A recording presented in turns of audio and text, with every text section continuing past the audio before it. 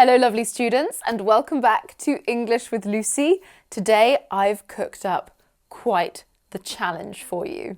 Today we are testing your listening skills, but this isn't some boring IELTS listening test. This is going to be the hardest listening test you have ever taken. Am I being dramatic? Maybe. But I did have a lot of fun putting this test together, and some of the sentences you are about to hear are really going to challenge your English listening skills, especially my final sentence. It's damn near impossible. It's an amazing learning opportunity, the best of both worlds if you want to improve your listening and your grammar and vocabulary. Before we get started with the test, I need to remind you of two things today. First, I have created a free PDF that breaks down everything we talk about. If you're really serious about reaching an advanced level in English, this PDF is essential for you. You sign up for my mailing list and the PDF will arrive directly in your inbox. But what's different? That email that you receive in your inbox will also contain a link. This is a secret link. I haven't shared it anywhere else. That link will give you access to an interactive exercise pack based on today's lesson. We have some transcription exercises that correct you in the moment. You'll get your result instantly. Some gap fills, really cool. After you sign up to my mailing list, you'll automatically receive my free weekly PDFs, news, course updates, and offers. It's a free service. You can unsubscribe at any time. I have got 5 sentences for you. Each sentence is recorded at a normal speaking pace. I will play each recording once, then I'll ask you a simple question to think about. I will then play the recording a second time. Feel free to pause the video after you hear the second recording. Write down your answer to the comprehension question and then continue on with the lesson. Let me know how many of the comprehension questions you got right out of 5 in the comment section. I'd like to celebrate your wins. Remember, you can pause and rewind the clip as much as you like, but if you enjoy a challenge, try to stick to only listening to each recording twice. You could always go back and review the lesson later. Okay, here is our first sentence. I warn you, this is really bloody hard. Ready? Let's listen to the recording. Realize, realize, realize. Here's the question. How many times did you hear the word realize? Let's play that once again. Realize, realize, realize. Is it A, once, B, twice, or C, thrice? No, it's 3 times. Thrice is a very old-fashioned way of saying 3 times, but I like it. Okay, here is the sentence written down. So the answer is A, once. Realize, realize, realize. This is indeed a grammatically correct sentence. It's a really clever play on words where the sound of each word or group of words is very similar. It's all about the homophones, words that sound the same but have different meanings. Okay, now we've cracked that one, let's try number 2. This one's slightly harder. Ready to listen to the sentence? Okay. Will willed himself to willingly make a will, but he thought this would surely bring ill will from those he wills nothing.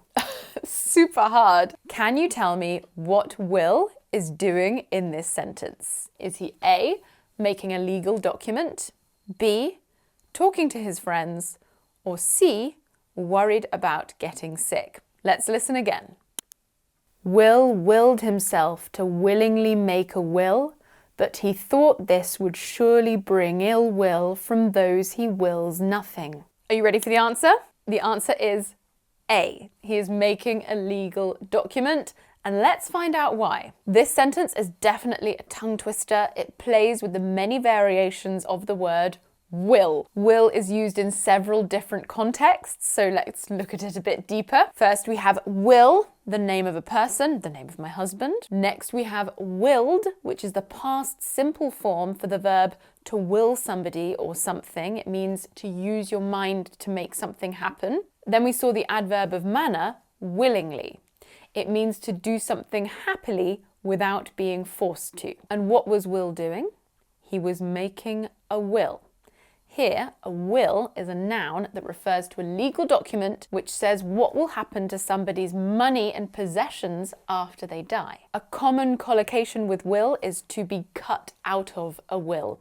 That means if someone removes you from this legal document so you don't receive anything after they die. It can be a big shock. Okay, let's move to the second part. But he thought this would surely bring ill will from those he wills nothing. Such a tongue twister. Ill will is the key phrase here. It's a noun used to describe hostility or bad feelings from others. Will is worried that those he wills nothing, that is, those people who are not included in his will, his legal document, might have had bad feelings towards him. Here we can see another meaning of the verb to will, which means to decide or intend to leave something to someone in that legal document. It's the verb form of the noun. All of the similar sounds, various meanings, and repetition of will make it such a challenge to follow this sentence. Okay. Sentence number 3. Are you ready to listen for the first time? Had Janet researched more thoroughly, she would have had the opportunity to realise the document she had been forged. Here's the comprehension question. This one's about grammar. Did the sentence use A, the second conditional and the past perfect continuous, B, the first conditional and the present perfect simple, or C, the third conditional and the past perfect? Listen again and make your decision. Had Janet researched more thoroughly, she would have had the opportunity to realise the document she had been forged. Okay, are you ready for the answer? It's C. And if you're totally lost, don't worry, I'll explain. This sentence is a complex example of conditional and past perfect tense usage. Let's take a look in more detail. Had Janet researched more thoroughly? This first part of our sentence is an inverted third conditional. Typically, we'd say, if Janet had researched more thoroughly. The inverted form is generally used in formal writing and creative writing or literature. Next, she would have had. This is the second part of our third conditional. The third conditional often follows this structure. We use this structure to imagine a different outcome in the past.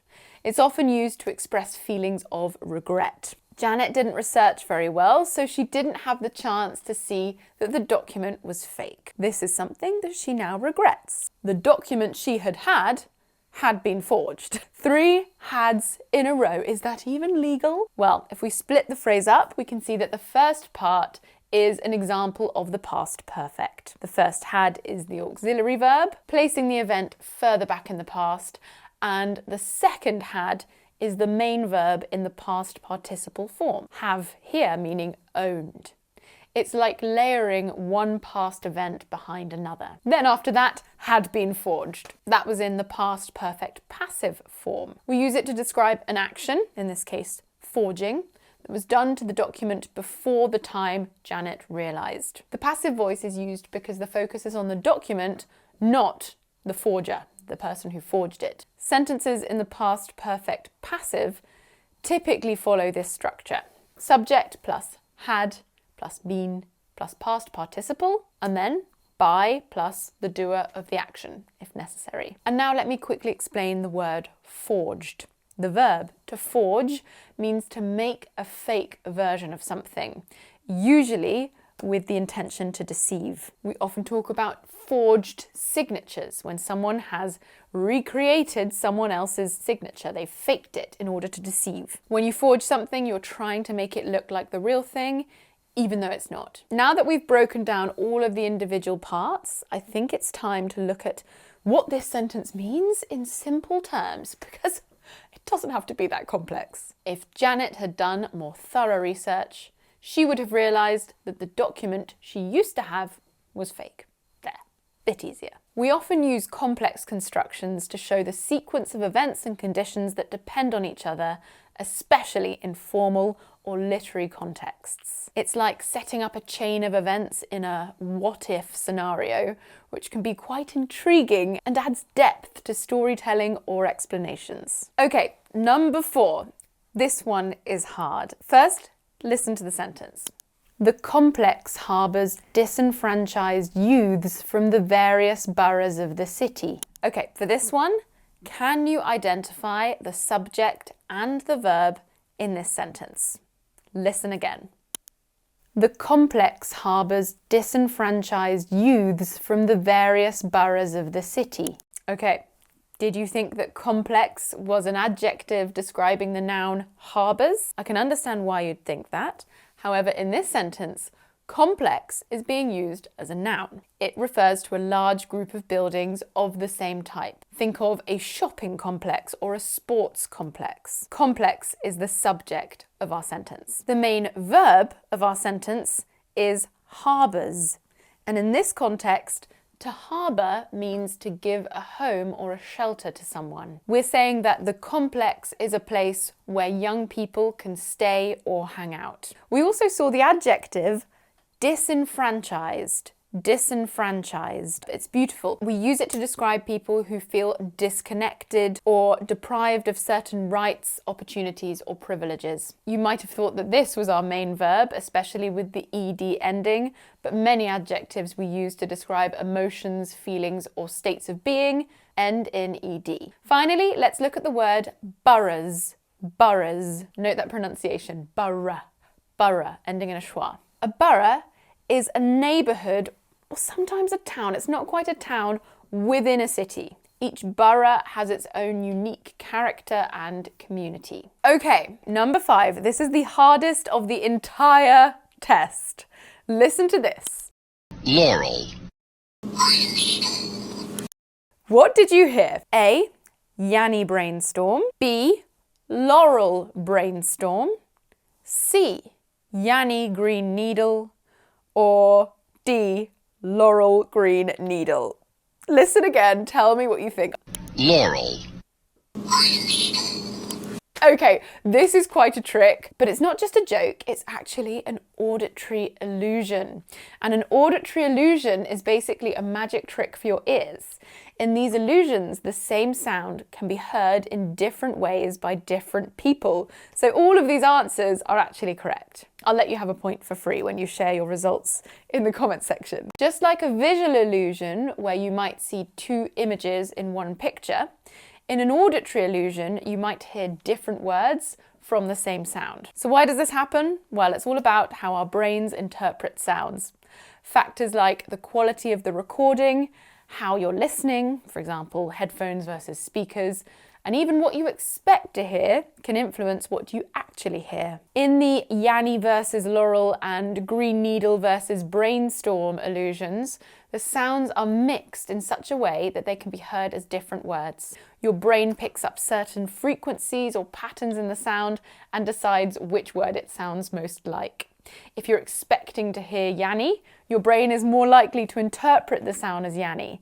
And the same goes for Laurel, green needle, and brainstorm. Okay, that's it from me today, but your lesson is not over. You can now download your free PDF and your interactive exercise pack. The secret link is in the email that comes when you sign up to my mailing list. Also, this has been a very advanced lesson. If you are interested in the advanced level of English, I think you will really like my beautiful British English C1 program. To check it out, visit englishwithlucy.com, or I've left a link in the description box. It's a 12-week program. It's self-study. You have lifetime access and you take it at your own pace, but you also get 16 weeks of access to my private course community with my amazing teachers there who will answer all of your course-related questions. Also, if you choose to go for the VIP option, you get weekly homework tasks, writing and pronunciation, and you will receive audio and written feedback personally from my teachers. It is an awesome program. We get fantastic results from it. I'll show some testimonials here. Lots more information about it on the link in the description box. I will see you soon for another lesson. Mwah.